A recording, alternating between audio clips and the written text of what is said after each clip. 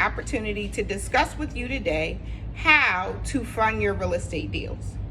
Now, I want to focus on OPM, using other people's money. But there are some terms you need to understand, because I'm a believer that a good real estate deal is the one where the numbers work. And there needs to be terms that you know to actually give the right information to the person lending you money. So the first one is loan to value. What that simple ratio is that what is the loan you're going to take out going to be divided by the actual value of the property after the repairs.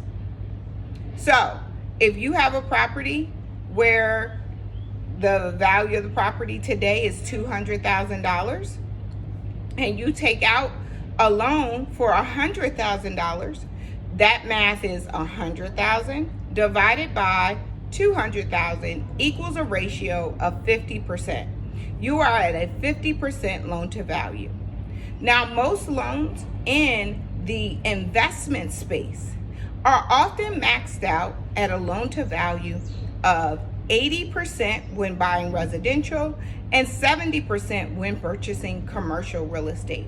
The next word I want us to know is zone. What zoning does the property have? Is it residential, commercial, or it can even be a mix of the two, which is mixed use? And with those comes several different codes that can be within the municipality, the county, or the city that you're buying the property that lets you know what the actual use can be in that property. The third one I want us all to talk about is after improved value. After improved value is often what makes real estate so attractive. But we need to know, what are these numbers based off of in a simple math equation? So the after improved value is going to be after you do the improvements to the property, what can the house be resold for? Now, if it is a residential property, it often can only be resold for what other properties are selling for in the neighborhood. If you're buying a commercially zoned property, not that just a business is going to be inside, but a commercially zoned property, it's often going to be based on what the value is that you're bringing with the space, as well as what the going rate is per square foot in your area. 4, interest rates. That is always the one that makes people very nervous, because what is interest? The interest is the cost of borrowing money. So you need to consider how risky your project may be. This may come also at a higher interest rate, as well as how are they verifying that you will actually be able to repay the money. Interest rates that we see for a home that we may be buying to live in tend to have lower interest rates because they are subsidized by the government, as well as there's usually less risk that you're going to default on your primary residence where you lay your head at night. But when it comes to investment properties, it can be very stressful, as trying to find reliable contractors, this can come all at a cost of stress. And when people are overwhelmed or stressed, they may just do what? Walk away. Well, we don't want any of you to do that. That's why it's so important that you learn the words, the terms, and have someone to help you along this process. So interest rate simply is the cost of borrowing money.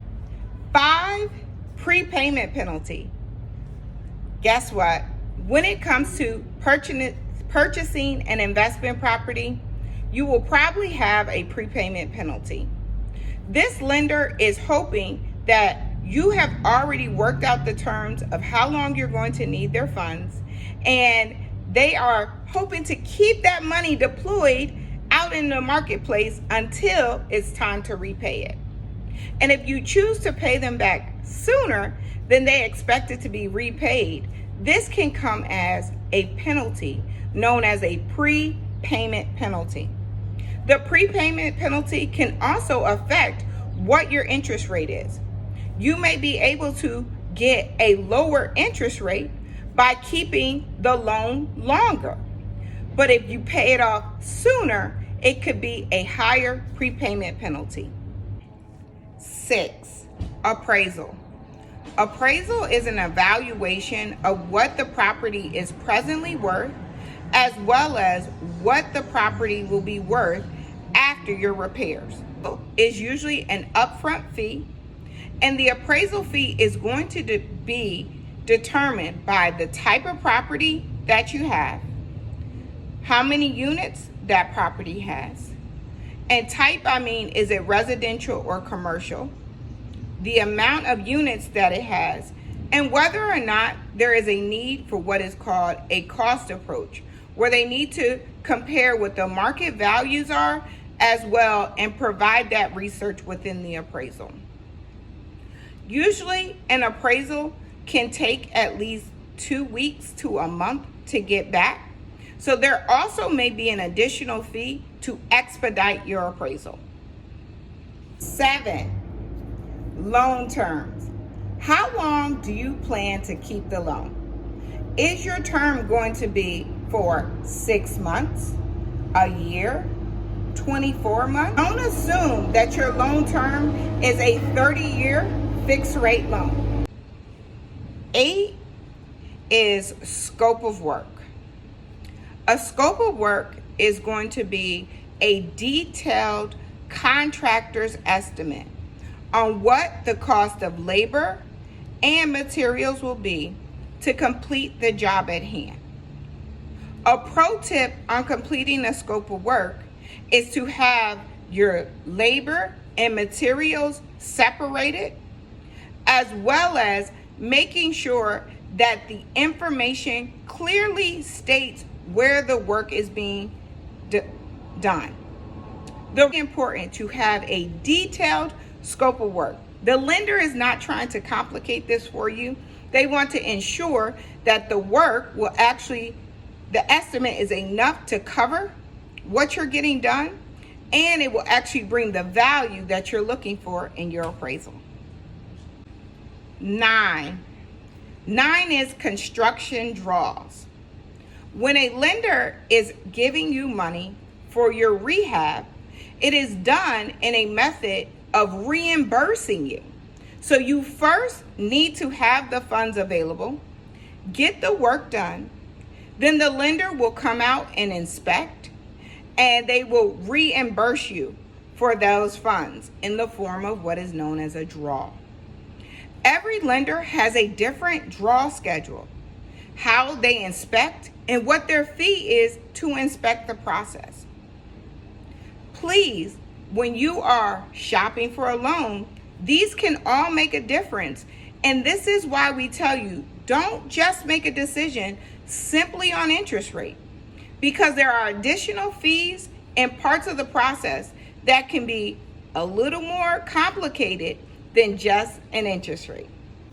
10 is underwriting. Underwriting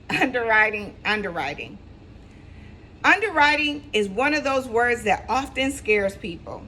That means that there's someone that is going through the documentation, usually with a fine-tooth comb, to make sure that the lender that they represent has a guarantee based on the documentation to be repaid. When it comes to loans for investment properties, the underwriting is not often as stringent or tight as it may be for a traditional loan. However, underwriting still has to happen. They need to look and review the title of the property to make sure the person selling you the home actually owns it. They need to make sure that you're qualified, not necessarily on your income, but it could be other things that could affect you being able to buy this property. Making sure that there's no liens or judgments against you is to make sure that they're confident by issuing this loan that they'll be repaid, as well as actually getting deals closed. So don't think an underwriter just wants to deny the loan. An underwriter's job is to get you approved and have the confidence to sign on that loan that you will be able to repay, or the collateral that they're getting is enough even if the deal goes south. Number 11, mortgage broker. A mortgage broker is a third-party person who represents a lender to help you get approved. The mortgage lender's job is to communicate the lender's guidelines, help gather documentation to meet the lender's requirement that are often set forth by the underwriter. Being a mortgage broker comes with compensation that is either paid by the lender or it can be borrower paid by the client. I highly suggest when looking to be a mortgage lender that you don't get hung up in thinking that it is super complicated. But being a mortgage broker, our main job is really connecting. A lot of the banks out there in the investment space don't have the huge, deep pockets of traditional lenders because they have government funds.